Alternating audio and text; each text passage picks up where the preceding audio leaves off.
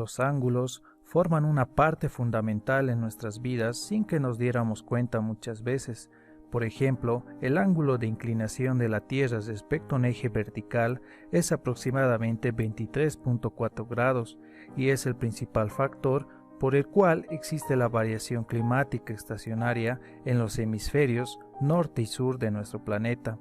También podemos observar que el definir la pendiente adecuada de una rampa de acceso depende directamente del ángulo, o en otro caso, también las pendientes en las cubiertas son un factor importante para que las estructuras no sufran daños, ya sea por el viento, la lluvia o el granizo. Es por eso que el ángulo y su medición es un elemento principal a estudiar en la trigonometría. El ángulo es la abertura que se genera entre la posición inicial y la posición final de una semirrecta cuando ésta gira sobre uno de sus puntos extremos llamado vértice. Si esta abertura se genera en sentido horario, el ángulo se considera negativo, pero si se genera en sentido antihorario, se considera un ángulo positivo. Por ejemplo, la Torre de Pisa, como todos saben, tiene cierto grado de inclinación respecto a un eje vertical. La abertura de las dos semirrectas forman lo que llamamos el ángulo.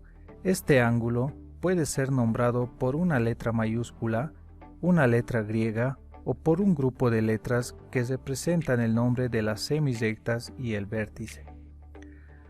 Construir un ángulo es muy sencillo. Por ejemplo, si se desea graficar el ángulo de 30 grados, primeramente trazamos la semirrecta inicial de referencia.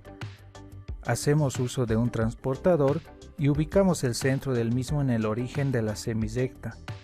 Ubicamos el ángulo de 30 grados en el transportador y trazamos la semirrecta final. Ahora, ¿cómo se clasifican los ángulos? Por la posición de sus lados, pueden ser opuestos por el vértice y ángulos adyacentes. En el primer caso, se cumple que dos ángulos opuestos por el vértice son iguales, y en el segundo caso, que la suma de dos ángulos adyacentes debe dar 180 grados. También se clasifican por la suma de sus medidas. Pueden ser complementarios, donde sus ángulos suman 90 grados, ángulos suplementarios, donde sus ángulos suman 180 grados, y ángulos conjugados, cuya suma de sus ángulos es 360 grados. Caracterizaremos de mejor manera estos ángulos mediante el siguiente ejemplo, en el cual vamos a determinar el valor de todos los ángulos de la figura formada por dos rectas secantes. Primeramente, tenemos que el ángulo de 55 grados y el ángulo F son iguales y se denominan correspondientes. El ángulo D y F son también iguales y se denominan ángulos alternos internos. En este siguiente caso, el ángulo H es igual a 55 grados porque son ángulos opuestos por el vértice. En este siguiente caso son ángulos suplementarios o adyacentes, por lo tanto deberán sumar 180 grados.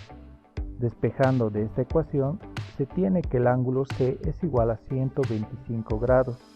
De forma análoga, el ángulo G también es igual a 125 grados. Y finalmente, el ángulo A es opuesto por el vértice al ángulo de 125 grados, por el cual también vale 125 grados, y de la misma manera calculamos el ángulo E, con lo que concluimos de calcular todos los ángulos. Este tipo de problemas puede resolverse de varias maneras. Conocer las clases y tipología de los ángulos te ayudará a resolver cualquier ejercicio de manera simple y rápida. Muchas gracias y hasta la próxima.